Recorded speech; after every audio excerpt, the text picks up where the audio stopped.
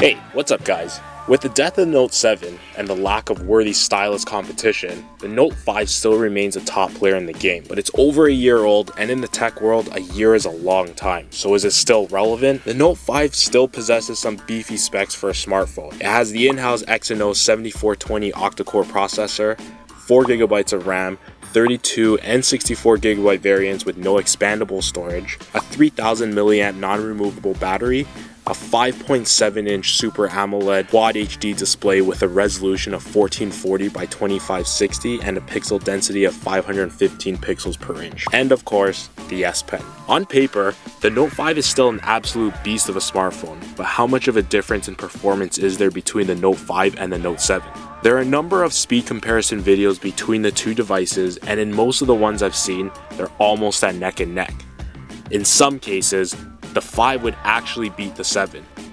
Other than that, the Note 7 is usually a fraction of a second faster in everyday use, which is barely noticeable. Aside from the Note 7's Edge display, the screens between the two devices are the exact same. Where you do lose out on the Note 5 is the IP68 dust and water resistance and expandable storage. But no point in talking about a phone that's dead. The Note series is very much catered towards the business user with its S Pen, but is also very useful for the average user. There is yet to be another smartphone with a stylus that brings a well-rounded interface to the user.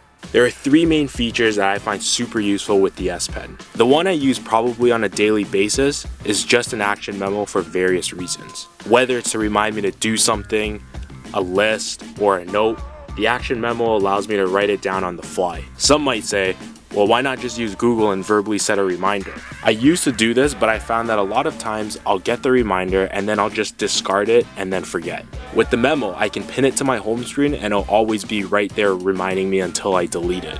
Another great S Pen feature is Smart Select, where I can screenshot something specific on the screen rather than the whole screen and then share it. Finally, Screen Write allows me to take a screenshot and write on the image. Screen Write also allows me to take a screenshot that can include an entire page that requires you to scroll. So rather than taking multiple screenshots of the same page, you can choose how much of the page to capture and have one long image. Where this comes in handy is usually when I get sent documents that I need to sign and send back. I don't have to print, physically sign it, then scan the document and send it back. Like most current smartphones today, or Androids, the Note 5 is also equipped with wireless and fast charging and wireless fast charging. The wireless charging is great to eliminate cords, and the idea of just putting it down to charge rather than plugging a cable in is great. But I gotta say, fast charging is revolutionary. My phone having 10% left in battery doesn't bother me as much anymore if I have access to an outlet. In just about 15 minutes, I can probably get my battery back up to at least 30%, and a full charge in less than 90 minutes. The camera on the Note 5 still delivers, but probably won't deliver results as great as a current smartphone camera. That doesn't mean the Note 5 has a crappy camera by any means, nor does it mean you won't get good looking photos. You're getting a 16 megapixel shooter with an aperture of f1.9, great for capturing the smallest details, low light performance, and shallow depth of field for the bokeh.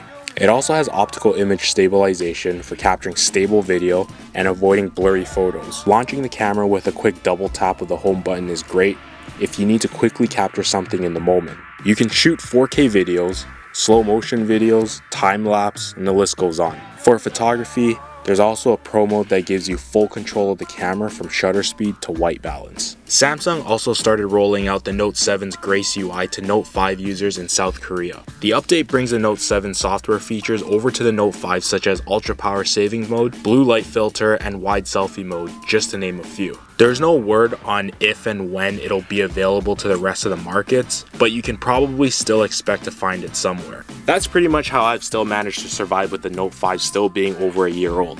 It's old, but it's not outdated. It still performs without hiccups and still has a lot of things that other phones don't have. You can probably find one now for a bargain, and technically, it's still the current Galaxy Note. It may not have the fancy stuff the Note 7 brought, but hey, at least it won't explode on you. If you guys like this video, be sure to hit the thumbs up and also subscribe to the channel for more tech videos coming your way. Thanks for watching, and I'll talk to you guys in the next one.